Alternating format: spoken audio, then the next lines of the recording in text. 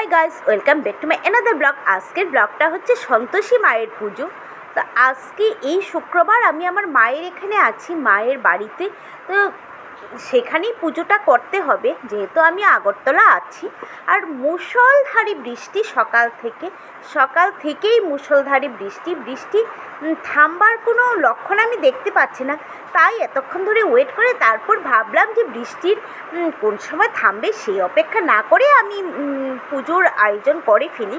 তো সেই মোতাবেক আমি স্নান টান করে তারপর ছাতা নিয়ে বেরিয়ে গেছি ফুল তুলতে। আর এদিকে আমার গুনগুন সোনাকে বলেছিলাম আমার ভিডিওটা করে দিতে, আর ও দুষ্টুমি করে একবার উল্টো করছে, আমাকে নাকি উল্টো করে দেখতে ভালো লাগে এরকম করছে।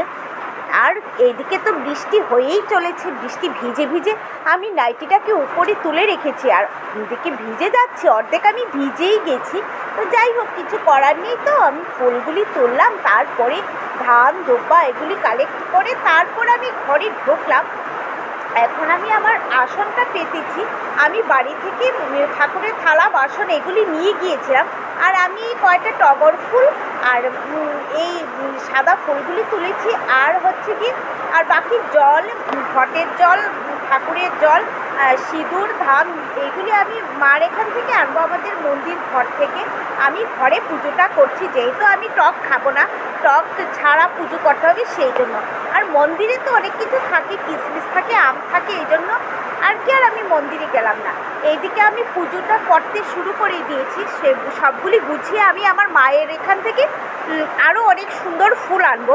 অনেক সুন্দর সুন্দর ফুল আছে মায়ের এখানে, জবা ফুল, তারপর হচ্ছে গিয়ে লাল এক ধরনের রক্ত জবা, এরপরে হচ্ছে গিয়ে আরও সুন্দর সুন্দর ফুল, অনেক ফুলের আমি নামও জানি না।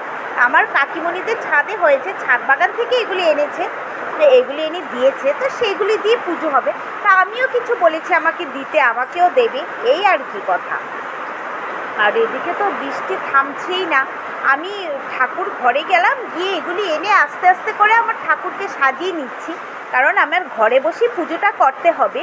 আমি এখানে বসেই পুজোটা সেরে নেব। পুজো সেরে তারপর গুনগুন আর মায়ের জন্য ডাল ভাত রান্না করে দেব, আর আমার জন্য আমি একটু খিচুড়ি করে নেব, সাবুর খিচুড়ি, যেটা আমি প্রত্যেক শুক্রবার খাই। আজকে একটু স্পেশাল খাবো, আজকে খুব মন চাইছে এটা খেতে। এটা আমার ঠাকুমার রেসিপি, ঠাকুমা করতো। তো আজকে আমার ঠাকুমাকে মনে পড়ছে, আর এইটা খেতে ইচ্ছে করছে। সন্ধ্যার পরে খাবো, তোমাদেরকে দেখাবো। সেটা হচ্ছে সাবুর পায়েস। তো আমি সাবুর পায়েস খাবো, তোমাদের সাথে অবশ্যই আমি শেয়ার করবো, দেখবে, কিন্তু তোমাদেরকে খাওয়াতে পারবো না, সেটাই আমার দুঃখ। তো কোনোদিন তোমরা আমার ফলোয়ার্সরা আসো, আমি খাইয়ে দেবো। তোমরা যদি আসো আমার এখানে, খাইয়ে দেবো। তো এই আমার পুজোর আসন পেতে দিয়েছি, সব কিছু দিয়ে আমি পুজোটা শুরু করেছি। আমি পাঁচালি পড়ছিলাম, ততক্ষণে গুনগুন আমার ছবি তুললো। সব সেরে এসে আমি একটু বসেছি। আমাকে আজকে কীরকম লাগছে একটু বলবে, একদম পেতনির চেহারা লাগছে। তো এই একটু বসেছি, তারপর গিয়ে রান্না শুরু করব। এই যে আমি সবজি কাটতে এসে গেছি, এগুলি আমার খিচুড়ির জন্য লাগবে। আর মায়ের জন্য, গুনগুনের জন্য মুগ ডাল পেঁপে দিয়ে রান্না করেছি, আর ছোটো ছোটো করে কাঁকরোল ভাজা করেছি, আর আমার জন্য খিচুড়ি। তো খিচুড়ি আজকে শেয়ার করলাম না, এই সবজিগুলি দিয়ে রান্না হবে, ডাঁটা, আলু, এগুলি সব দিয়েই রান্না হবে। তো যাই হোক, আমার এখন সন্ধ্যা হয়ে গেছে, আর আমার এই যে স্পেশাল সাবুর পায়েস, দুধ, কাজু এগুলি দিয়ে করেছি, আর একটু নারকেল কোড়া দিয়েছি। যেহেতু আজকে টক খাবো না, তাই কিশমিশটা দেইনি। তো যাই হোক, রাতের খাবার টাবার শেষ করে খিচুড়ি খেয়ে টেয়ে সব সেরে বসেছি, বিছানাটা গুছিয়েছি।